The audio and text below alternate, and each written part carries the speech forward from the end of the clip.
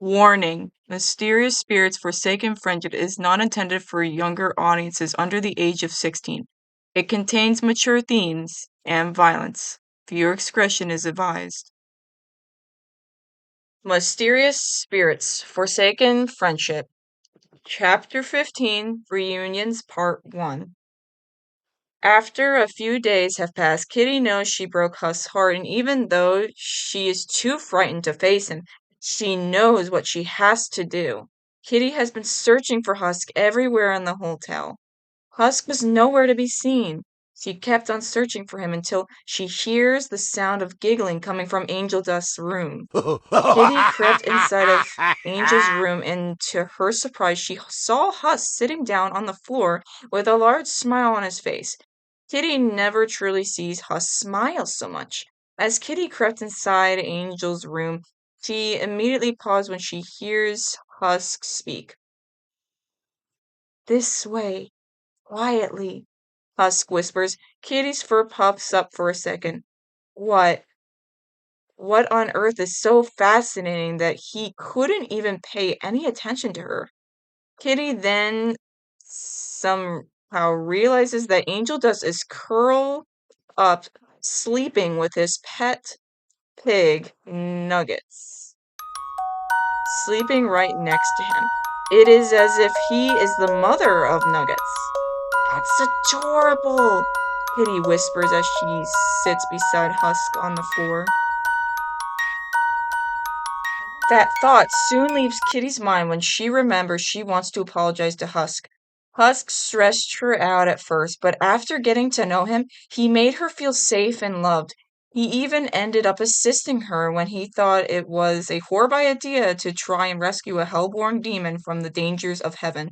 He has done so much for her, and she didn't realize it until now. "Hey, listen." Kitty lowers her head, feeling bad. "I'm sorry for what I said to you before. I am glad I met you.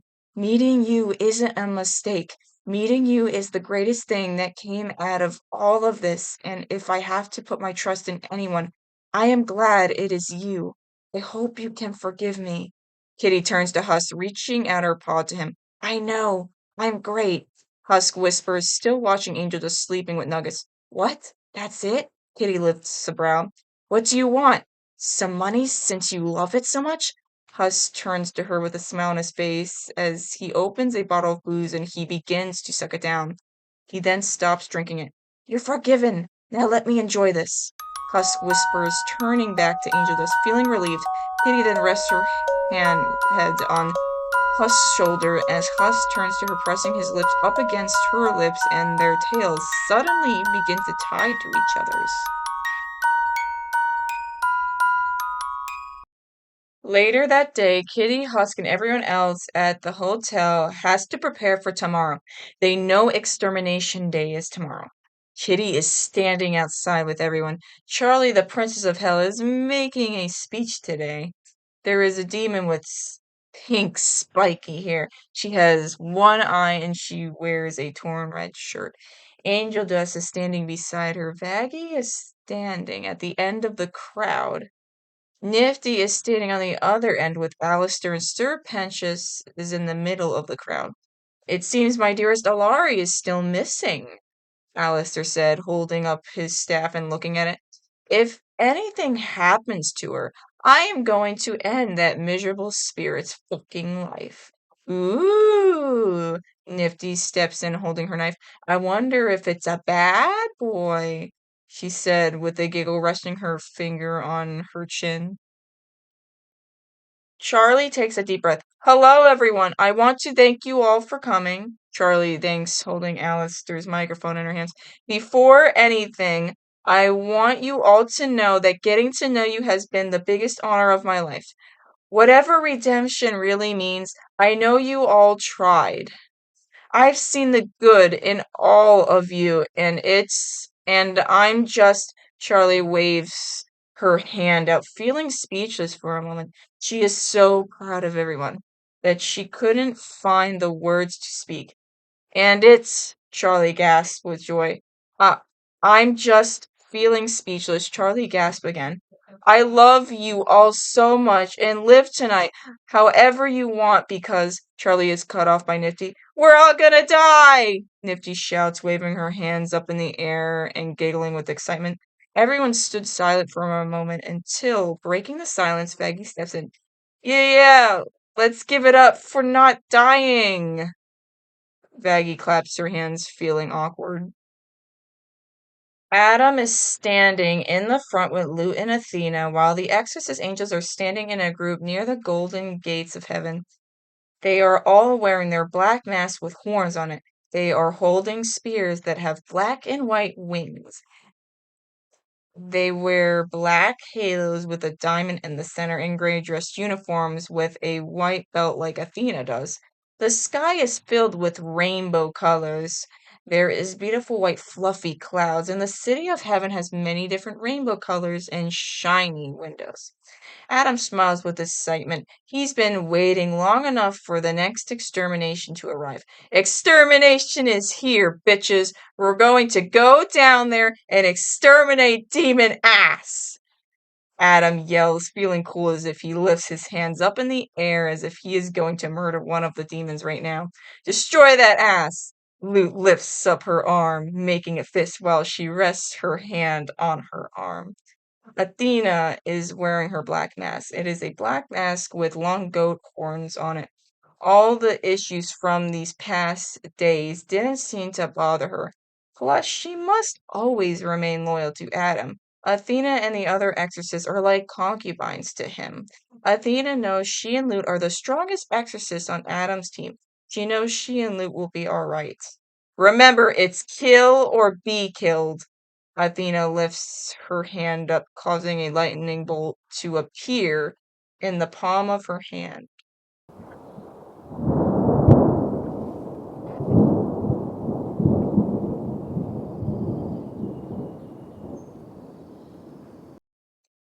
Prepare to slaughter every demon in that shit hotel, Adam gives the middle finger. And you all remember Vaggie, Adam points with moral. All the exorcists narrow their eyes, holding their spears. Boo! We hate her! They all shout and make fists with rage. Rip Faggy cut out her ass! Lute lifts her hands out with amusement as her wings open up for a moment. Not love and be loved. Athena takes out her sword and within a flash she strikes one of the clouds, causing it to vanish into thin air as her wings open up for a moment. Adam turns to Lute. Will you just chill, Lute? Fuck. Anyway, Adam probably rests his hands on his hips. Whoever brings me Vaggie's head gets. Adam points at his exorcist. I don't know. $1,000,000 heaven. Adam opens his hands. How about that, huh? With delight, all the exorcists cheers with joy. Yeah! They all shout. Yeah! Adam yells along with them, lifting up his hands, making a fist. Athena has a confident smirk on her face. She adores going out to war with her sisters. She's been waiting as long as Adam and Lute have been. Ladies, Adam crosses his hands for a second. Let's fuck shit up. Adam crosses his hands with his fingers crossed, making peace signs as if he is the star of his own concert. Attack! Adam yells as he points his finger towards the portal with delight. Just then, all the exorcists swiftly fly down there like a flash of lightning. Ah! With confidence, Athena swiftly flies through the portal, following the other exorcists as if has to run a simple errand for Adam. Ah! Lute swiftly flies after them as if she is in the middle of a fight with Baggy right now. Feeling pride within himself, Adam proudly flies alongside Athena and Lute as they all enter into the portal of hell. After spending days with herself and her friend Jackson locked up, Alari feels more ready to attack more than ever now. They are both inside of an abandoned building. There is trash everywhere, and there is dust and webs everywhere. There is an old red chair that is torn up. There's an old broken screen TV in the wallpaper store, and she purposely allowed Ares to capture her and hold her hostage. Extermination Day will be the perfect day for her to finally get her revenge. Alari is tied to a chair while Jackson is now in a cage. Just then, they both hear Ares step into the room. Are you fucking crazy? Ares shouts, getting into a fighting style as if he is on the Exorcist team. You know you can't control your power when it's at its highest level. Alari gives him a wicked smirk. It is clear that Ares should know by now that she is stronger than she looks. I do not care. I will defeat you, Ares, and I cannot without this power, Alari yells, and within a sudden, swiftly flash like lightning, Alari breaks free from the cage by causing her strongest demonic powers, causing Jackson's cage to break too. She swiftly leaps at him, but before she could get Ares, Ares quickly vanishes and appears behind her. Alari then quickly appears on top of the Hasman Hotel.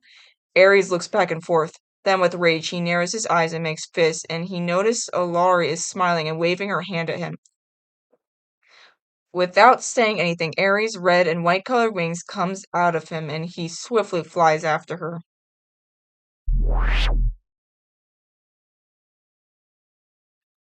Let the slaughter begin.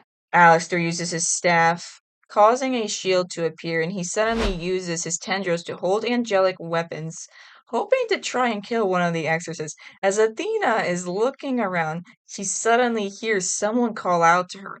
She looks back and forth, wondering who it is. She then looks down at the ground to see a small man imp demon. He has red eyes. He wears a black fancy hat, a long sleeve shirt, black leather pants, and black fancy shoes. Feeling miffed, Adam flies over and leans in towards Athena and whispers, Do you see that small imp demon down there calling your name? He points at the small imp demon looking up at Athena. Yes, Athena responds, holding up her sword. And that little snowflake pussy demon's ass now, Adam orders with a whisper. As you wish, sir. Athena lifts up her hand to his command, and like a flash of lightning, she flies down towards the imp demon as she puts away her sword and she opens up her hand, shooting out lightning balls at the imp demon. Fuck! Adam said, grinding his teeth. They appear to have some sort of shield, sir. Luke backs up, seeing the shield that some of the exorcists are crashing into and falling onto the ground. Oh, really? Adam turns to Luke. It is obvious that there's a shield in front of him. Didn't Luke notice it? Adam rests his hands on his cheeks. I didn't see this giant fucking shield in front of me, you dumb bitch! No shit! Adam faces Luke and yells, making fists. Then Adam and Luke notice angelic weapons being held by tendrils come swinging out from the shield. That's how they can defeat us? Adam opens his hands with shock. Fucking weak, dude! Adam rests his hand on his head. Rah! Luke yells with rage as she flies towards the shield. Alari noticed that Alistair has a shield. I'm delighted to see you're back, my dear. Alistair greets Alari with a smile as he poses, waving to her. It's delightful to be back, Alari responds as her tendrils suddenly come flying out from behind her body as her eyes turn black with a red X on it and on her forehead too. The spot where she was shot at many years ago, when she realizes that Ares has arrived. Ares then lifts up his hands and he is about ready to shoot light balls at Alari, but before he could get the chance to within the blink of an eye, Alari's dark and spooky shadow comes creeping out from under her and it swiftly grabs and hangs Ares, causing him to fall onto the ground. Whoa! Ares yells, falling in pain. Just then, Ares looks at one of his elbows, seeing blood dripping from it. Enough playing around. I want a real fight, you pussy!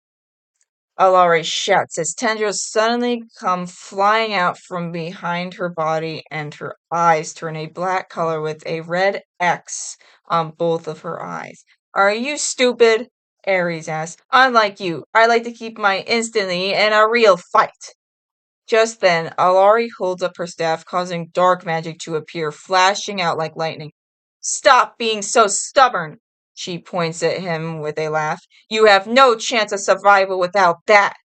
She picks him up with one of her tendrils and throws Ares up against the wall, causing the side of his body to bleed. Just then, Ares looks down at himself, realizing his nose is bleeding. Oh, look! The bleeding has just begun. Alari laughs as dark magic suddenly begins swirling around her, making radiostatic noises. Ares slowly gets up, brushing off the dirt from his fancy cloak. She's right. I can't afford to lose, even as a strong angel. But wait, it will be insanity fighting against insanity. But what am I saying? I've got no other choice. Without thinking, fire suddenly begins to appear from the top of his head. With joy, Alari's eyes brighten with delight, with a wicked smile on her face, showing her sharp and deadly teeth as she is still holding her staff to the ground, causing dark magic to appear. She's waited long enough for him.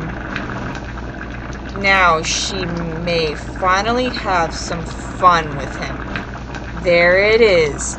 Now playtime can begin.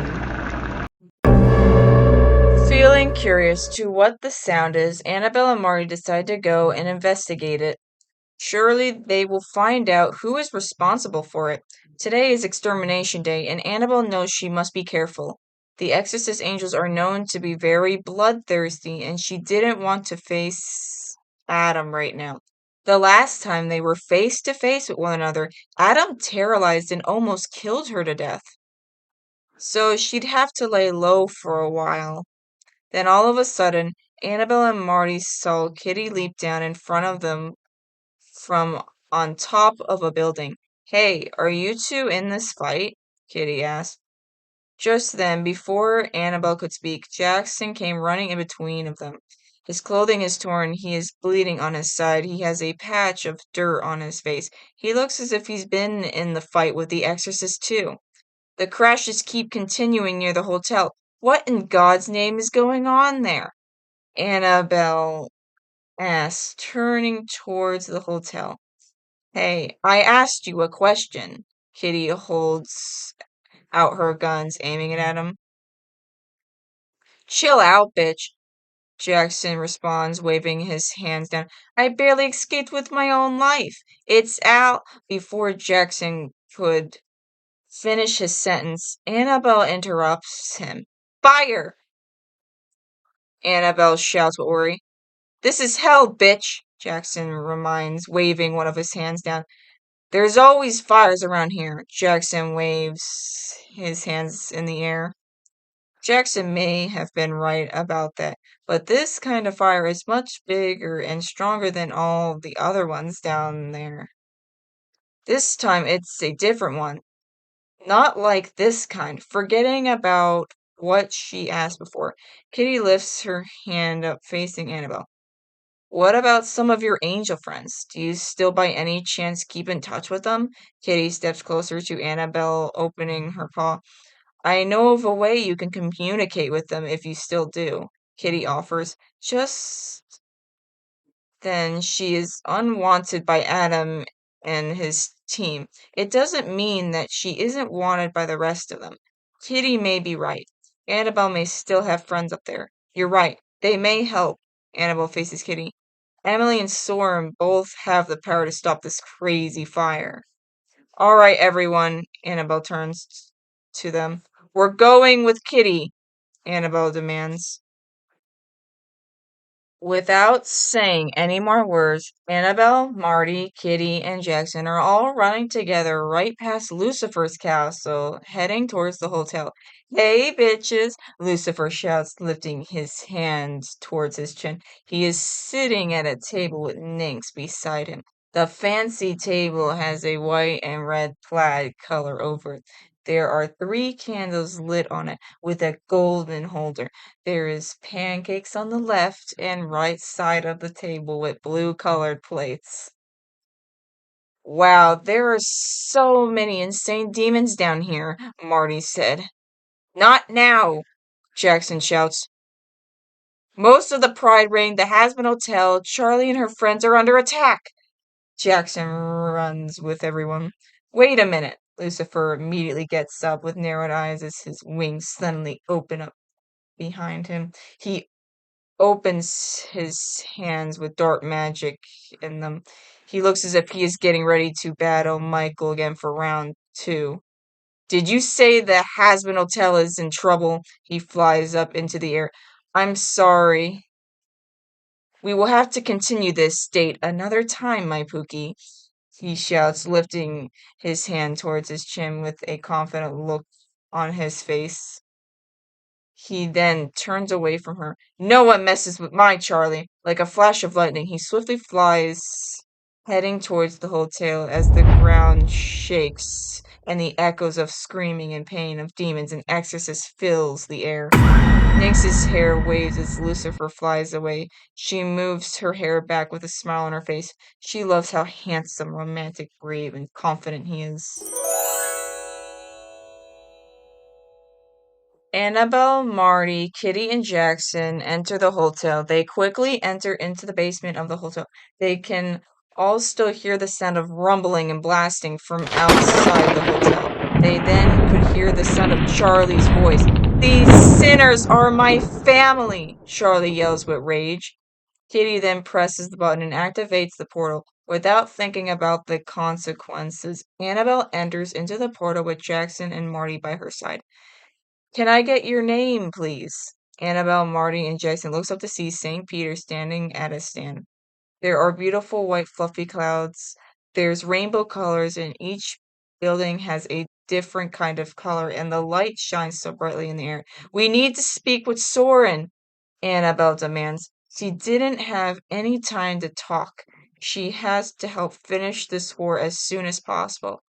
I'll go get him, but you stay here. St. Peter flies away looking for Soren. Bring Emily too, Annabelle shouts. Surely one seraphim may be strong enough, but 2 will be more unstoppable. Annabelle wonders if Charlie and everyone will be okay down there. They've been battling for hours now, and Charlie has been one of the few demons who has been so kind to her. Annabelle hopes she will be alright. These thoughts soon exit her mind when she hears a voice. What do you want? Soren appears from the clouds with Emily, Annabelle, and St. Peter by his side. Soren mostly never speaks to Annabelle this way. He is normally more kind than that. What if Mindy is right all along? What if she isn't wanted by him either? But that shouldn't matter to her right now. All that matters is ending this war once and for all. Annabelle lowers her head, feeling sorry for interrupting them. We are asking for your assistance. Because Emily is a seraphim like you, we are hoping that by you both using your powers together as one, it may be able to break up the fight, Annabelle suggests. Soren then looks down at her. They were once close, and he was informed that it's great to help others in need even when times are tough. I would ask, why are demons from different rings with you, and why you didn't ask Sarah to help instead? But I guess after what's happened to you, the answer is quite obvious. Soren turns to look at the portal where Annabelle and the demons came from, and he turns back to her. Even if they are demons and the fire is small, Charlie is right. They're only human souls. He rests his hands together. We will help you. Soren nods his head for Annabelle and the demons to lead the way. Within a flash, they all came bolting through the portal and heading up the stairs. They all exit the hotel, standing on the top of the hotel where they all saw Charlie, Vaggie, Lute, Adam, Alari, Ares, and Lucifer. Lucifer and Adam are flying around the air, shooting magic at one another. Lucifer is shape-shifting into other animals. Vince suddenly appears next to them. Oh, thank God you're here. Vince sighs with relief. I need to speak with you, Soren. Can it wait? Soren narrows his eyes at him. Oh, but of course, Vince said, still trying to catch his breath.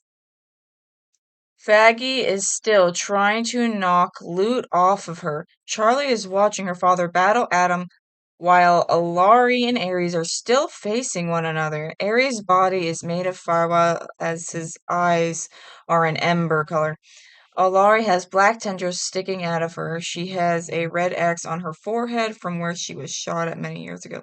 She has a red X on each of her eyes, and she has deer antlers sticking out of her head. You still haven't lost yourself. Impressive. It must take much concentration to retrieve that, but it won't last long for a pussy like you. Laurie teases as she stomps her staff onto the ground as dark magic suddenly comes flying out of it. Alari is clearly enjoying her moment of battling Ares. She has wanted this forever now. Shut the fuck up!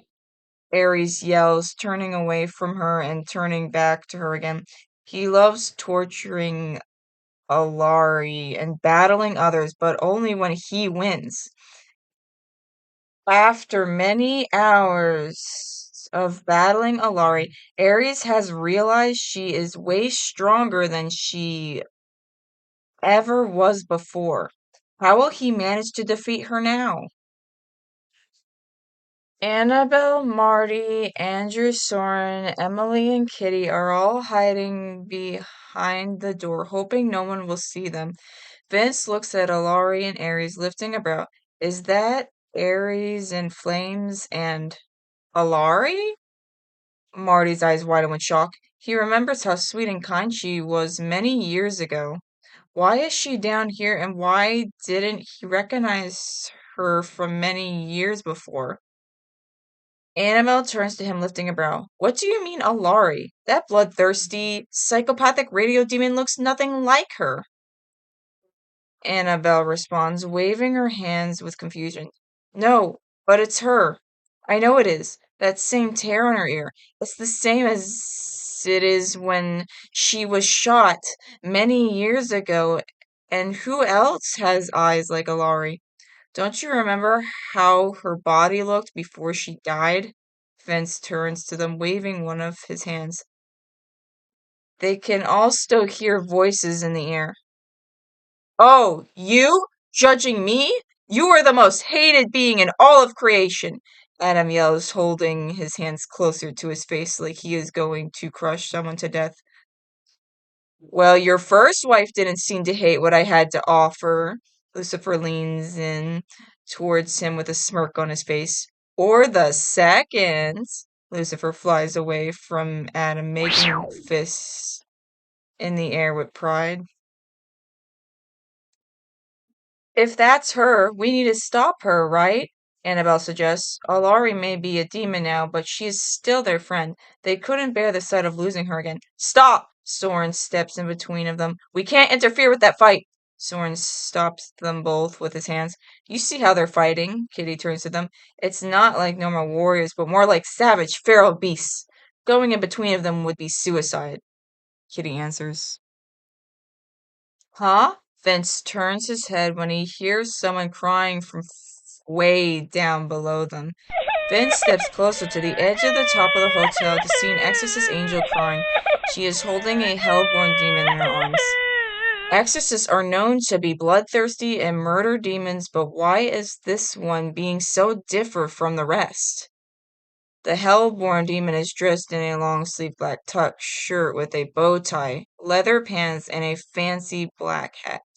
The exorcist's black mask with horns on it is lying down on the ground.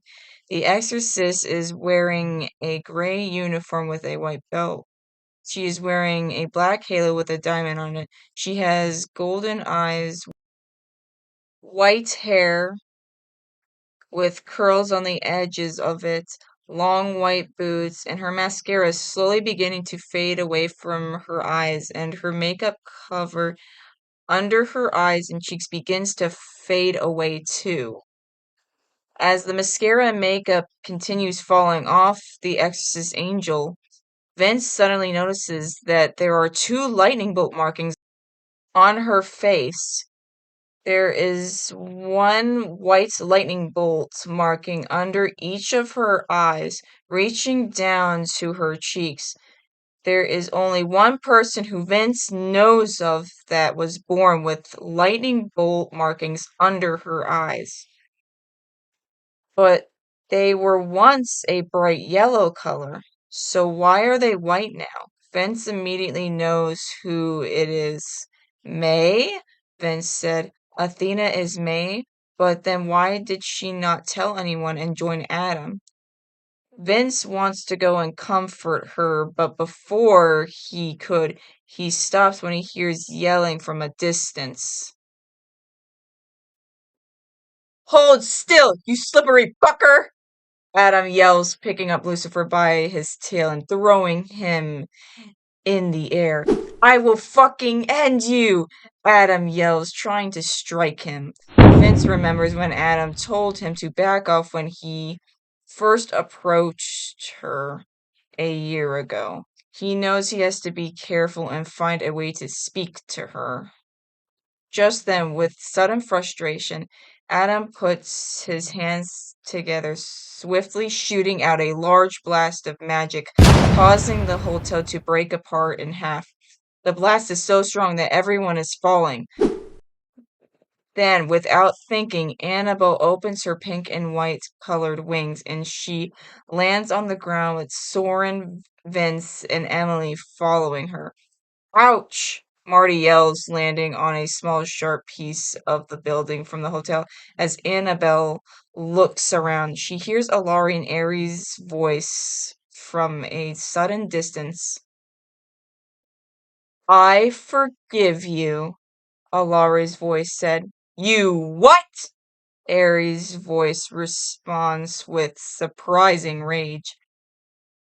Then, with sudden surprise, Annabelle sees Alari smiling, standing right before her and her friends. Her suddenly smile creeps her out more than ever.